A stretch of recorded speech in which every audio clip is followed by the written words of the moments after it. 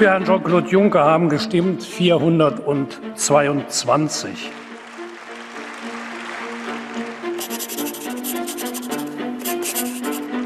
Ich darf Ihnen im Namen des gesamten Hauses, Herr designierter Kommissionspräsident, von Herzen gratulieren, Ihnen viel Erfolg wünschen und freuen Sie sich über die, die Sie unterstützen, aber freuen Sie sich auch über Ihre Gegner. Ohne Gegner kein eigenes Profil. Dass Sie dies haben, haben Sie allerdings heute bewiesen. Von ganzem Herzen, Jean-Claude Juncker, Glück auf für Ihre zukünftige Arbeit.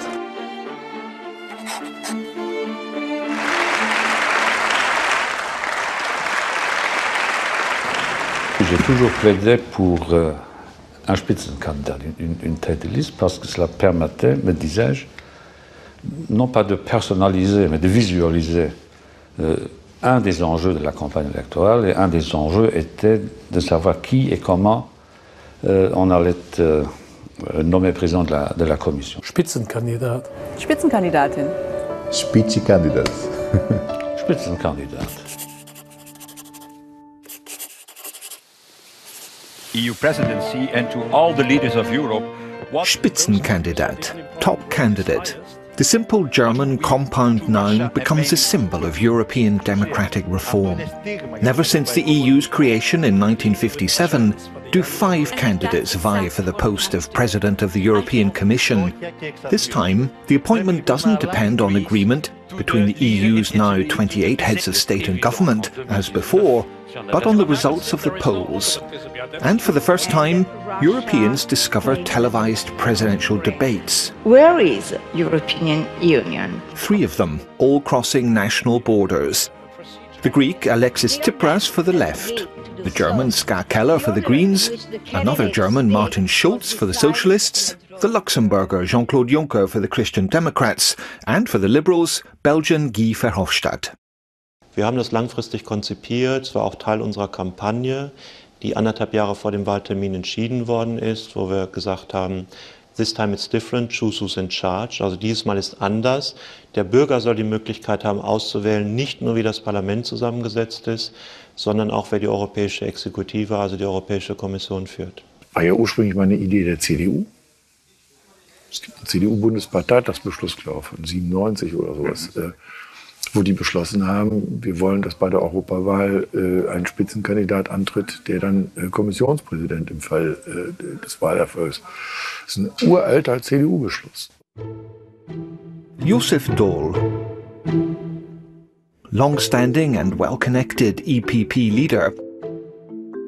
So where in his view did it all start? Le mot Spitzenkandidat, c'est déjà une vieille histoire au PPE, 2001, 2002. À Laeken, des discussions étaient déjà sur l'évolution de l'Europe. Donc il y avait déjà cette discussion en disant il faut donner une image et une figure à l'Europe. Deuxièmement, si le Parti socialiste s'engage dans cette discussion et dans dans ce projet du Spitzenkandidat, c'est gagné. C'est que effectivement, nous sommes partis maintenant pour le Spitzenkandidat.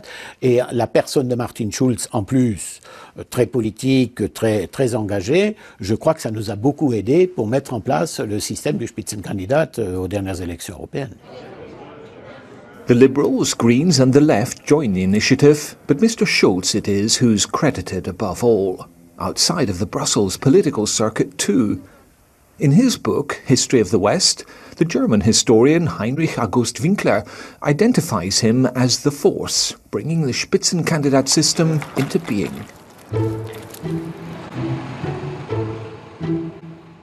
The very idea of the Spitzenkandidat is taken up again in 2013 and 2014 as political parties prepare for the European elections. 5 parties organise primaries to elect their chosen one. For the Socialists, it's Martin Schulz, President of the European Parliament, selected in October 2013. The following year, in March, less than 3 months before the elections, the centre-right European People's Party is the last to take the plunge at their convention in Dublin. Face-to-face, former European Commissioner Michel Barnier and former Luxembourg Prime Minister Jean-Claude Juncker. Mr. Juncker it is who wins the contest. Wir werden diese Wahlen gewinnen, dafür garantiere ich. embarking on a whirlwind pre-election campaign tour across Europe. On the one hand, we have really a genuinely new European process where pan-European candidates go around different countries, debate with each other, give interviews in other countries' national media. Yet at the same time, we also face the limitations of that due to language, due to name recognition, due to the established political forces within each member state. Let that be no hindrance to politicians who've got votes to win. The Spitzenkandidaten go on tour in 28 member states.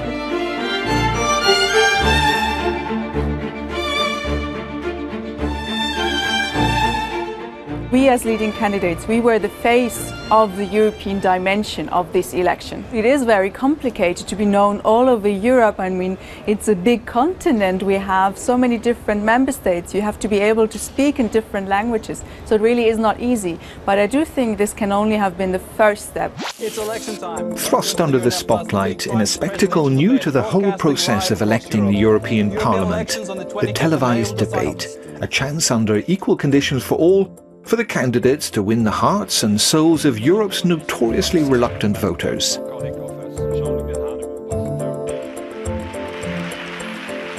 Moi, j'aurais préféré des entretiens, des dialogues, des véritables échanges, ce qui ne peut pas se faire à 5 ou à 6. Το γεγονός ότι επέλεξα και εγώ και ο σημερινός πρόεδρος, ο κ. Γιούνκερ, να μιλήσουμε στη γλώσσα μας, ήταν μια κίνηση, μια επιλογή που τιμά το θεσμό του Ευρωπαϊκού Κοινοβουλίου. Διότι στο Ευρωπαϊκό Κοινοβούλιο συναντιόνται διαφορετικοί λαοί με διαφορετική γλώσσα. This leading candidate issue brought a European debate to the European level, and I really felt it resonated in different countries. Sure, that was also varying from country to country, but still it really brought a European dimension to the nationals' campaigns.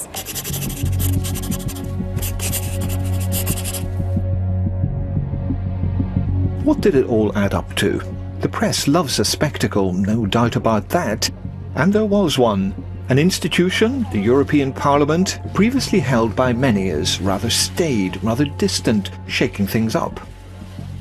Au moment de communiquer les résultats, en 2009, je suis intervenu à l'hémicycle devant un public qui était par sa majorité des fonctionnaires. Le 25 mai 2014, à l'hémicycle, je suis devant des centaines de journalistes. Le bâtiment, la salle, elle est pleine à craquer de journalistes qui sont là de la même façon qu'ils seraient dans la salle des résultats des élections nationales dans un État membre de l'Union européenne. C'est peut-être la façon la plus graphique de faire la différence entre l'intérêt des élections de 2009 et l'intérêt des élections de 2014. Although overall turnout was down a shade on the previous election, the results threw up plenty of surprises, some none too palatable to Europe's politicians on the centre-left, centre-right or in the middle. A sharp rise in political extremism on the left as well as the right. A decline in the vote for the Christian Democrats of the EPP, though the Conservatives in the ECR group increased their share. None of it exactly sea changes in the way Europe operates, but the fuse was lit.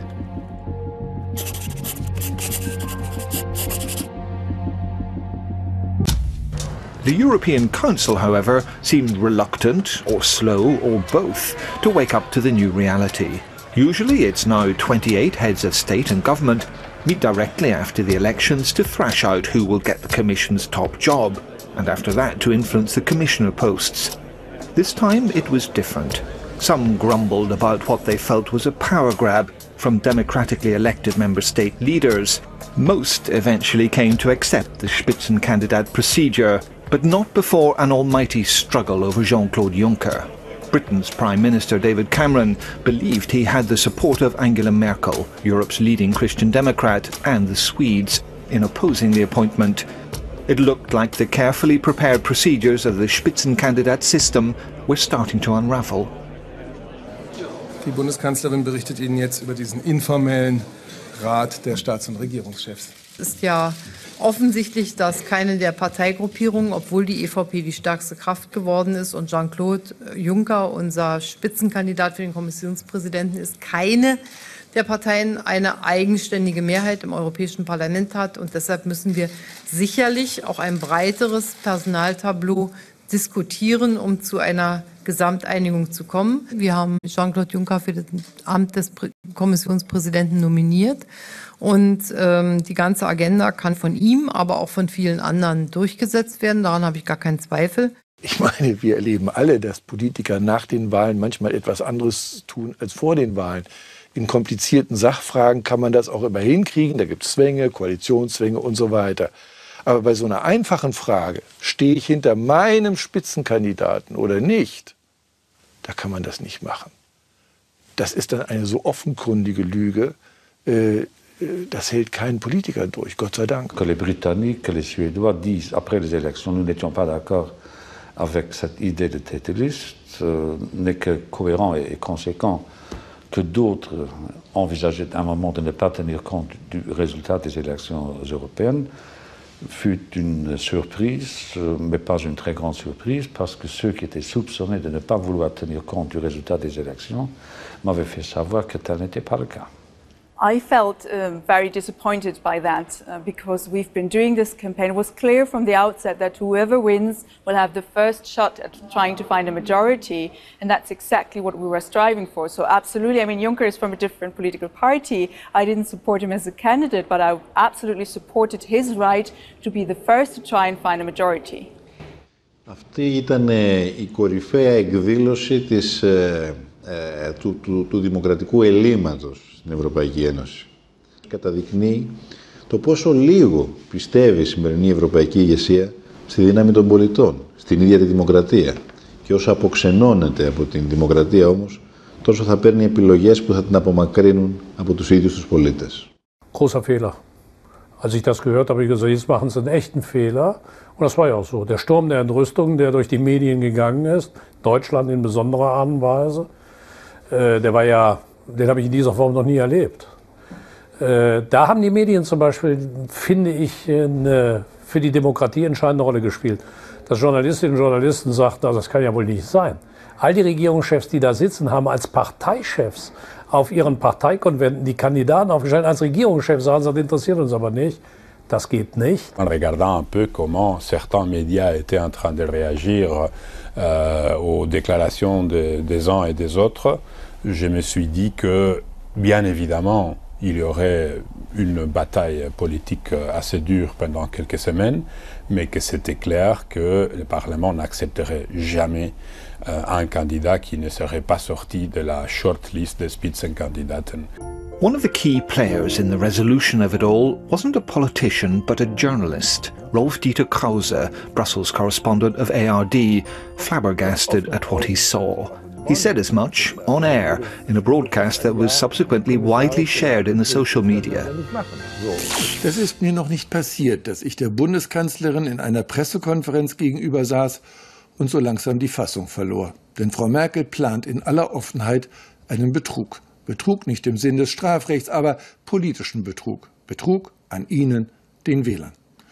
Jahrzehntelang haben die Parteien uns angebettelt, bei der Europawahl wählen zu gehen. Sie mussten betteln, weil nicht so recht klar war, über was wir Wähler da entscheiden sollten. Die Spitzenkandidaturen waren ein politisches Versprechen.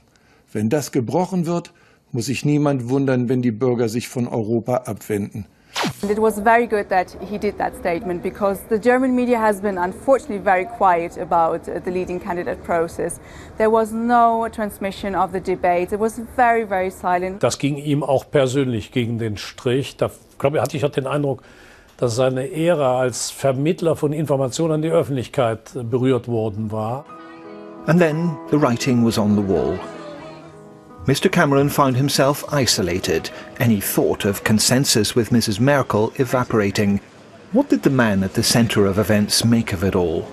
Madame Merkel était la première des responsables politiques du PB à m'avoir demandé de me porter candidat, en novembre 2013. Et donc je savais qu'elle tiendrait parole, donc je n'ai jamais eu, ne fût-ce qu'un seul moment de doute là-dessus. Der Jean-Claude Juncker ist halt auch ein Parteipolitiker. Und dass er jetzt im Nachhinein, wo ihm Sozialdemokraten gegen viele Christdemokraten zum Erfolg verholfen haben, sich bedankt bei der CDU-Vorsitzenden und Bundeskanzlerin. Das nehme ich ihm jetzt am Ende nicht übel, aber es ist eine sehr bemerkenswerte Darstellung der Historie.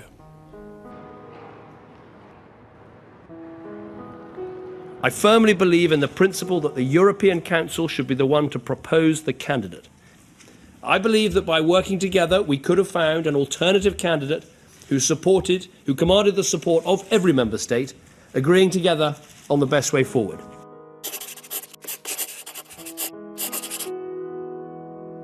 This is a bad day for Europe.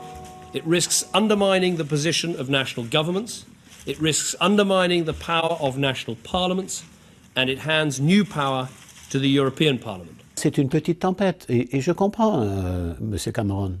M. Cameron a dit il n'y aura jamais ni Tusk ni Juncker. Mais quand vous êtes tout seul, à 28, attention, en ne faisant que du phasing out, vous allez vous exclure vous-même.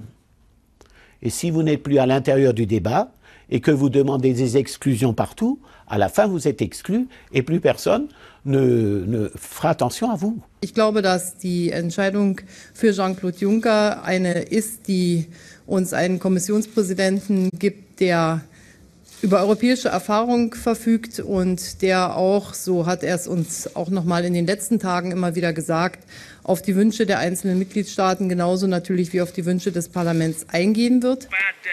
Some British newspapers rally behind the Prime Minister, fearing the possibility of a prominent federalist running Europe's executive if the appointment is confirmed in Parliament in July. Eine Revolution ist es nicht, aber es ist eine beträchtliche Veränderung des Gleichgewichts oder die Wiederherstellung des Gleichgewichts zwischen Gemeinschaftsinstitutionen und nationalen Institutionen. Beaucoup d'observateurs disent que le président de la Commission dispose maintenant d'une légitimité plus forte que tel fut le cas auparavant. Je veux bien le croire et je le crois, mais le président de la Commission n'est pas le seul à représenter les citoyens de l'Union européenne. Les premiers ministres des parlements nationaux, les parlements européens, eux aussi représentent les citoyens européens. Je n'ai pas le monopole de la représentation citoyenne. Well, the treaties are very clear that the parliamentary election results have to play a role. And of course, you can make up any interpretation about what that means, but if they are to play a role, that also means that whoever wins the elections has the first shot. Ήταν πράγματι αναγκαίο σε αυτή την κρίσιμη χρονική στιγμή να εκφραστεί σε κεντρικό επίπεδο στην Ευρώπη η διαφορετική φωνή στην κυρίαρχη πολιτική της λιτότητας. Έδωσαν στο εσωτερικό της χώρας την πεποίθηση ότι ο ΣΥΡΙΖΑ είναι μια ευρωπαϊκή δύναμη. Δεν είναι ο παρείας της Ευρώπης, είναι μέσα στο ευρωπαϊκό παζλ με μια υπολογίσιμη φωνή, αντίθετη βεβαίως από την κυρίαρχη σήμερα φωνή.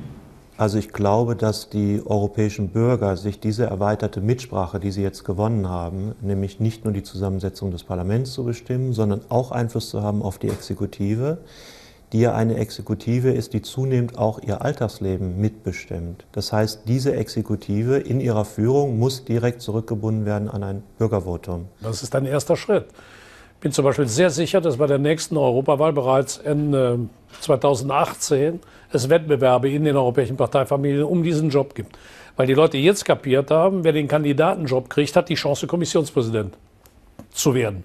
Ohne dass das hinter verschlossenen Türen ausgekungelt werden muss, sondern durch den Wahlkampf entschieden wird. Das wird die Attraktivität der Kandidatenauswahl und des Kandidatenstatus steigern. Ich glaube, wir sind am Anfang und in den Ländern, die sich nicht beteiligt haben, war die Wahlbeteiligung niedrig. In den Ländern, wo der Wahlkampf stattgefunden hat, ist die Wahlbeteiligung nach oben gegangen. Meine Damen und Herren, mit der Bekanntgabe des jetzigen Wahlergebnisses geht ein Prozess vorläufig zu Ende, der ganz ohne Zweifel von Ihnen allen oder zumindest von den meisten von Ihnen als ein historischer Prozess bezeichnet worden ist.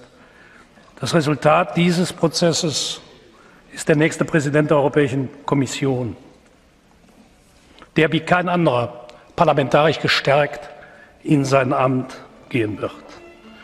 Ihre Wahl, meine Damen und Herren, werde ich in einem Rechtsakt, den ich unterschreiben muss, feststellen und werde das Ergebnis dieser Wahl Ihnen aushändigen. Herr Juncker,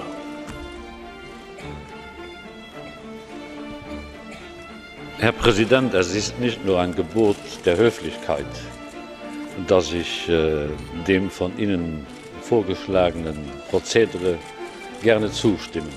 Aber bitte schicken Sie eine Kopie an alle.